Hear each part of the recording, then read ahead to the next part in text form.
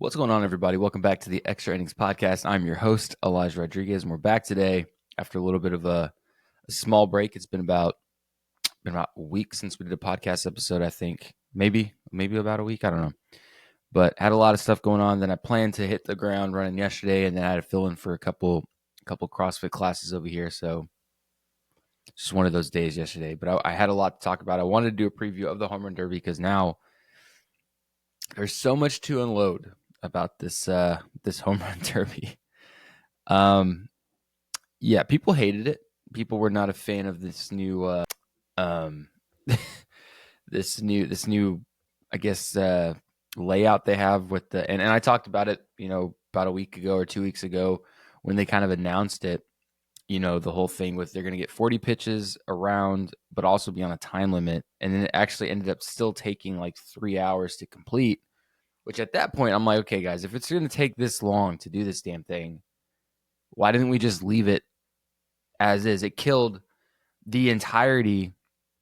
There was no excitement in this home run derby. It was like I was watching it and it was like, okay, this is like cool, but like it was kind of boring. Like it wasn't as exciting. I don't know. I mean, it took way too long. That was the biggest piece of it. It took way too long. I mean, 3 hours, guys. I mean, 3 hours sitting there for 3 hours watching these guys take a pitch, swing it. I mean, it was boring. It was legitimately boring. And that's something that I had kind of like, the more and more rules that they kind of instill into this thing, because year after year there's more and more rules and stipulations and almost like parlays. If you do this, when this is happening, you get this. There's all kinds of shit to where it took away any excitement for the damn thing. It's like there's rules all over the place. They need to go back to the old school, just 10 fucking outs, because the one that was 10 outs took about 3 to 4 hours to complete. It was exactly the same, but now you've just put these restrictions and we're still sitting here watching this boring ass event. I don't know. I mean, I literally turned it off after like Alonso was already eliminated. I think I didn't even make it to the final round. I didn't watch it. I was like, this is just, I've had enough. I've literally had enough. I'm not invested in these guys.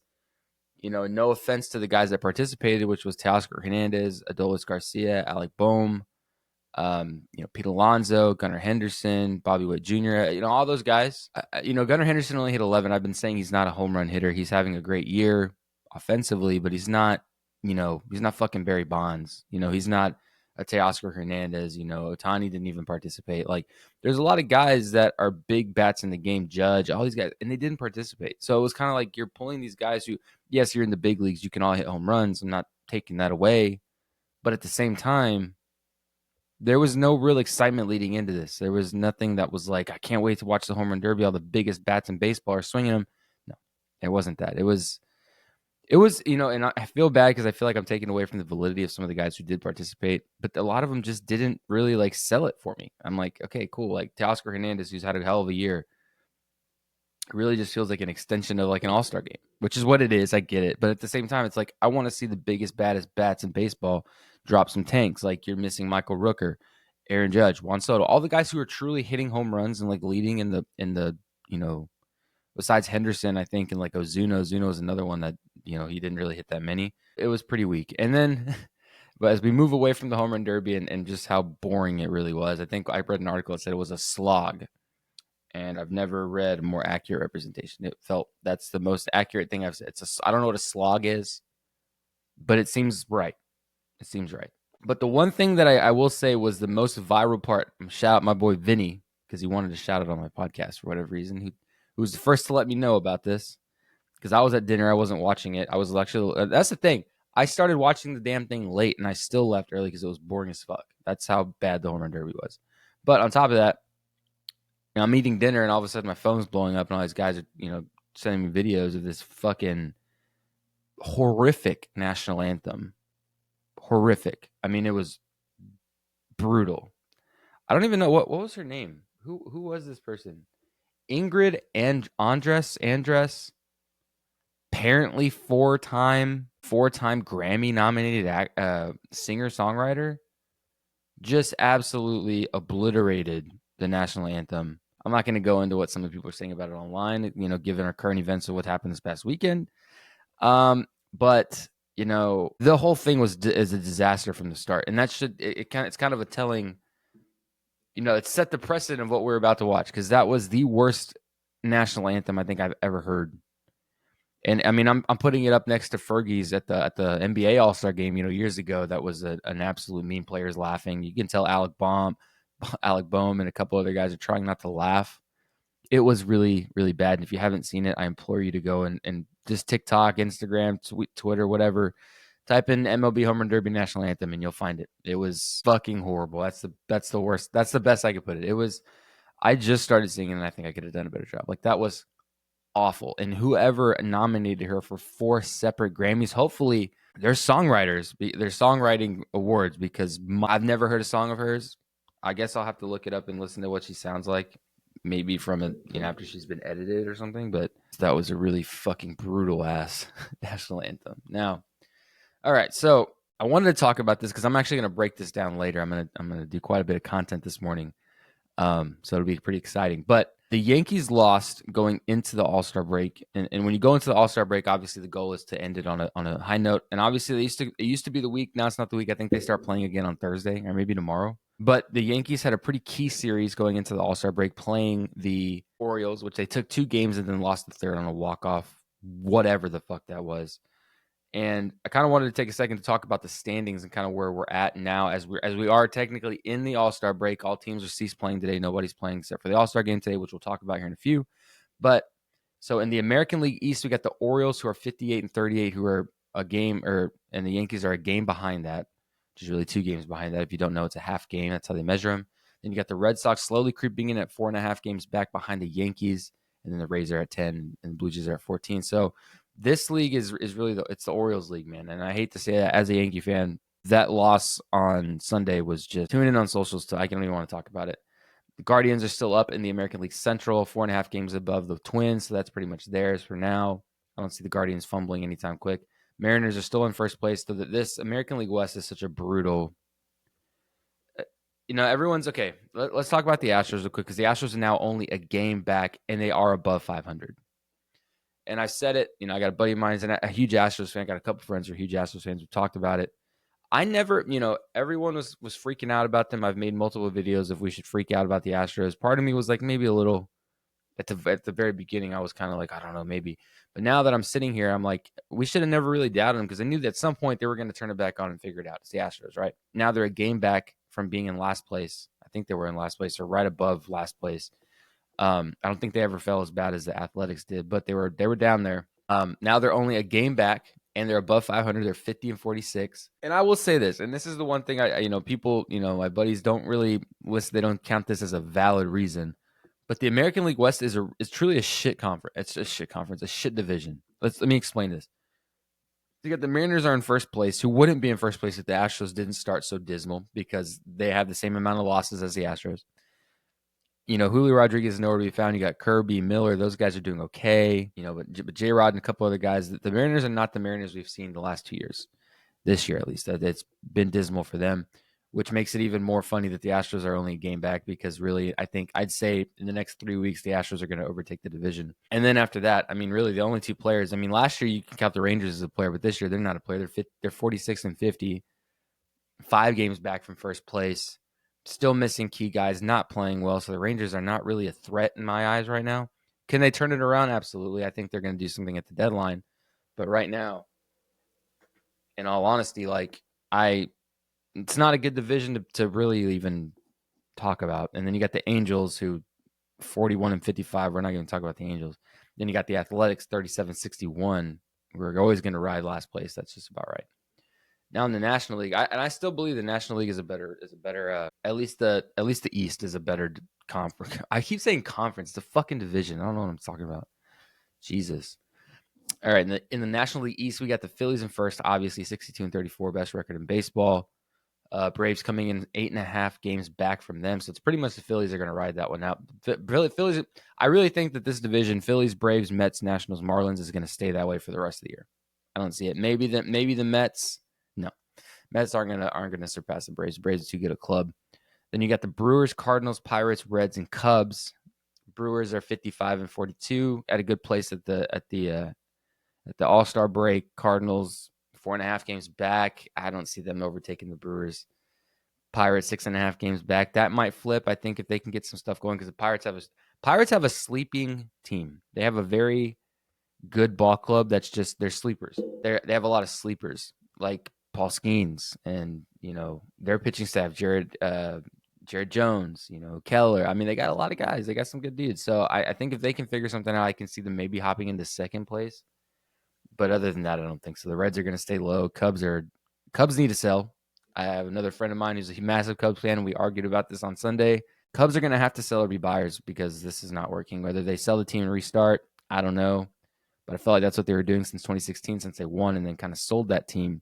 This whole time I thought that's what they were building up to, and now it looks like they're in another sell year. Like it just didn't go their way.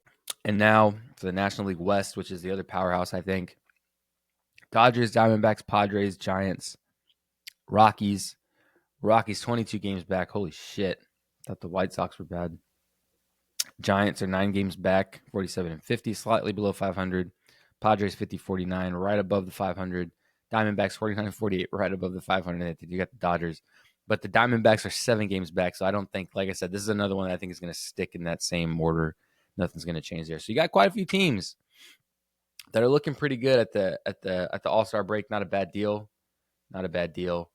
But another piece of news that happened this past weekend, or Sunday, before we get into our All-Star preview and talk about that and wrap this one up. Short episode today, guys. I know I took the time to take a little bit of a break because I had been doing episodes over and over all day. So the break was nice. I'm excited to come back. I'm like, oh, here we go. And it's All-Star break, so there's not a whole lot happening. You had the Homerun Derby yesterday. We talked about that, and it was awful. You got the All-Star game tonight, which is exciting. I will be watching that. And then you had the draft on Sunday. I didn't really take the time to do a whole lot of digging on the draft. I was kind of like told I should here and there. I just wasn't totally invested in the draft class this year, and I was the last 2 years I did because I normally had guys that actually knew that were going to be drafted, so it was a little different. This year was the first year that I was kind of whatever. I was kind of okay, some of these guys can ball. I was invested in the first round because those are the biggest guys. So I know quite a few dudes that went in the first, but after that, I'm like, I don't really got. Tommy White went in the second, which I don't think Tommy White's the greatest ball player. I think second round. I think his personality and how well he markets himself. Because now they got all that NIL shit. Last year, he was a big deal for LSU and Skeens and all them were in the College World Series 2 years ago. I didn't think he was that big a pick. They made a big deal about him getting drafted in the second round, which I thought, okay, whatever. But the first pick, Travis Bonanza from Oregon State. Can't argue that. I looked up all his stats, looked everything up about him. He's going to make an immediate impact somewhere. That's another guy you're going to see coming up. Though everyone was a little bit skeptical of him because he just had a great year. First Australia-born, first-round pick. Kind of cool. Obviously, the second-round pick was Chase Burns, which I've heard a lot going back and forth about Chase Burns. Chase Burns obviously started off in Tennessee, moved over to Wake Forest. It appeared after, Wake Forest just beat Tennessee last year in the College World Series. He made that move over. Though he was not a starter. He was a starter at Wake Forest. Wasn't a starter at Tennessee. And Tennessee ends up going all the way. But, Burns throws gas.